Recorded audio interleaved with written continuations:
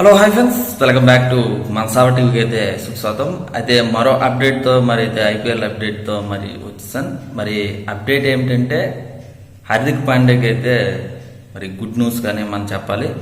ఎందుకంటే బీసీసీఐ అయితే కొత్త రూల్ అనేది పెట్టడం కూడా జరిగింది.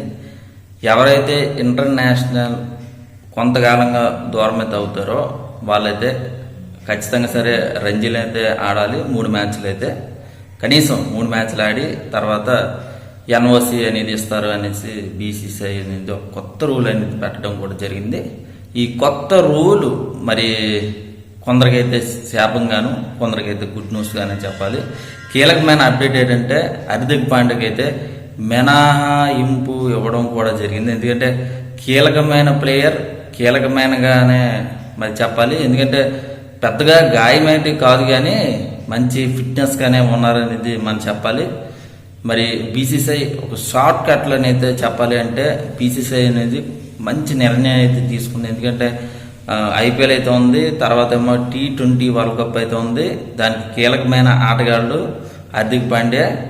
మరి అందుచేత అనేది ఇవ్వడం కూడా జరిగింది. అదే రంజీలో ఆడితే మరి ఖచ్చితంగా సరే టెస్ట్ ఫార్మాట్గా అయితే కొంచెం అయితే పనికిరాడు, అంటే అంత సామర్థ్యం లేదు అనేది హార్దిక్ పాండ్యాకి అనేది నిర్ణయం అనేది ఈ నిర్ణయం అనేది తీసుకుంది అనేది మనం చెప్పాలి.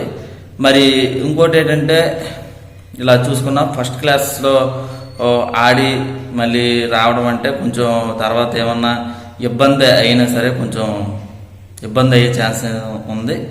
అందుచేతన ఫిట్నెస్ అనేది కంపల్సరీగా ఉంది కాబట్టి డైరెక్ట్గా ఐపీఎల్లోకి అయితే వెళ్ళి అక్కడైతే ఖచ్చితంగా సరే కొంచెం ప్రాక్టికల్గా అవుద్ది కాబట్టి తర్వాత T20 వరల్డ్ కప్కి ఎంపిక అయితే చేయొచ్చు అనేది సెలెక్టర్స్ అనేది నిర్ణయం అయితే తీసుకున్నారనేది మనం చెప్పాలి.